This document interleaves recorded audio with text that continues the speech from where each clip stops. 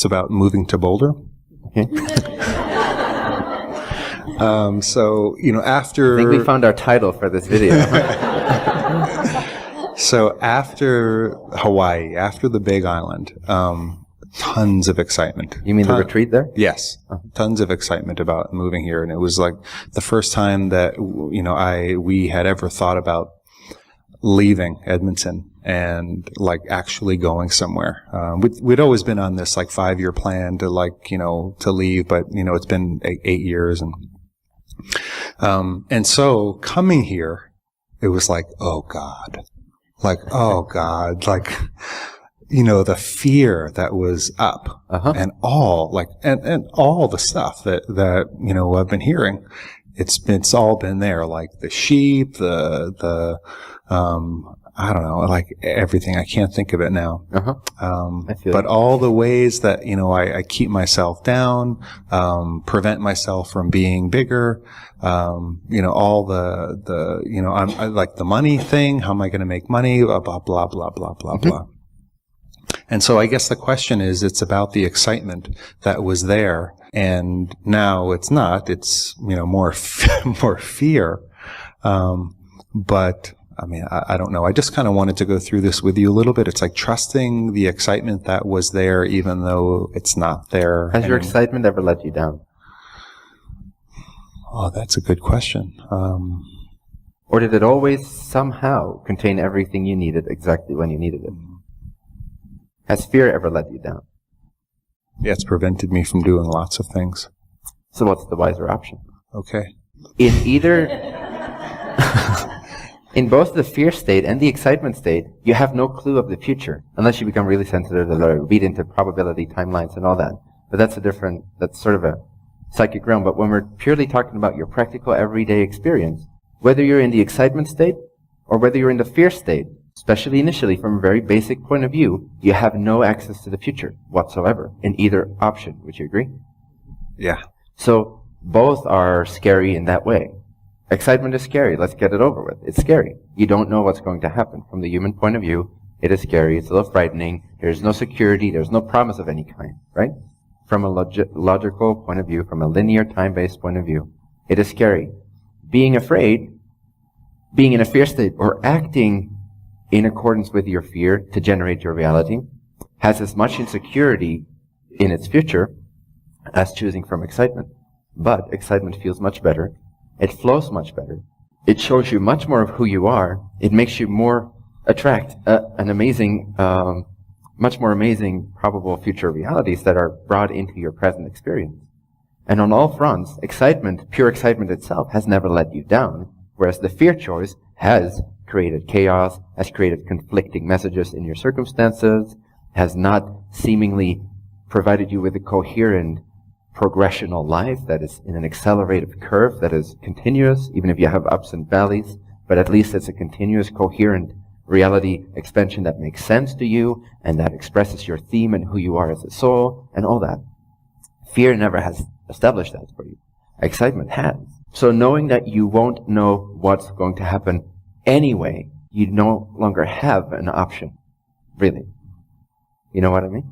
Because the idea that you have an option to choose, that it might be wiser to go by your reasoning, is based on the idea that if you choose reasoning, you know what's going to happen. But you've seen that that is not the case. So you don't have an option. The only thing that makes sense is to choose what excites you the most, because it's the only thing that has never let you down, until it led you to such a high vibratory state that was so novel to you that it brought out fears. And then that day two challenge was not being met by maintaining the high frequency confidence.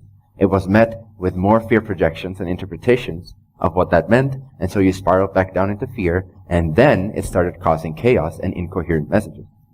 But whenever you actually were still in the pure state of excitement, your life started to take on a coherent form. Does that make sense when I say that, coherency? It means that it starts to make sense to you in some way. Doesn't mean you necessarily suddenly know the future, what's going to happen, but it means that you can start to see a pattern, you can start to see an underlying wavelength that makes sense to you, that grounds you, that feels good, that excites you, that's ecstatic, and that has continuous expansion as its result. Is that what you want? Sounds okay. All right. So then choose whatever excites you the most and trust that you can't know either way, but that has always been supportive to you, and that it will therefore be supportive to you whenever you choose to use that option. So again, don't think that you have any options to choose. Meaning, don't think that you can consider, oh, but this will happen, or what about the money, or what about my job, or what about this or that.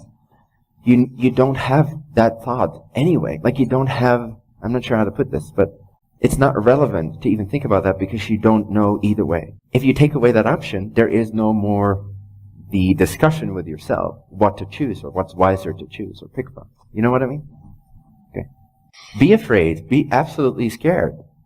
That's great. You're going to be so anyway. So it's not an option to avoid. That's what I'm saying, basically. Like, neither option will avoid the things you're afraid of. So it's no longer an option to even consider that's an option to choose, an option that can prevent you from feeling afraid. Both are scary. Done. You don't have a choice. Both are scary. You will meet yourself in both states. So what you're going for is the frequency, not the result. Which one feels like it accesses the greatest amount of love and wisdom in yourself, and connection, and clarity as to who you are, and coherency of being, of thought, mind, speech, energy, state of being, consciousness. Neither option is going to save you. You're doomed anyway. Whatever is going to come up is going to come up. So it's not an option to even consider that it's an option to choose something that will avoid that from happening. See what I mean? Awesome. So now that that's taken care of, what is most exciting to you? Now that you have to go by trust, no matter which option you pick, will you trust fear or will you trust trust? Well, trusting trust sounds like it's just the only option. Yes. Yeah. Thank you. Thank you for coming to your senses in that way. It's so tantalizing. The fear is so tantalizing. It's so not if you know that there is no other option but to be fearing, but to be afraid. Again, you know what I mean when I say that? It's only tantalizing if you think there could be an escape from facing your fears. But there is not.